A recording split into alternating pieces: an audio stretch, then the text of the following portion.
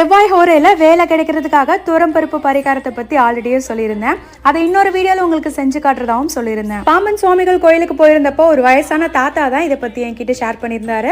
இதை நான் இன்னொரு சிஸ்டருக்கு ஷேர் பண்ணி அவங்களுக்கு சக்சஸ் ஆயிருக்கு. இந்த பரிகாரத்தை செவ்வாய்க்கிழமையில வர செவ்வாய் ஹோரையில செய்யுங்க. காலையில 6ல இருந்து 7, மதியம் 1ல இருந்து 2, நைட்டு 8ல இருந்து 9. ஒரு தாம்பூலம் இல்லைன்னா பித்தளை தட்டு எடுத்துக்கோங்க. அதுக்கு மேல 2 கைப்பிடி அளவுக்கு துவரம் பருப்பை நல்லா இப்படி பருத்திட்டு 2 அகல்ல மஞ்சள் குங்குமம் வச்சு எடுத்து வச்சிருக்கேன்.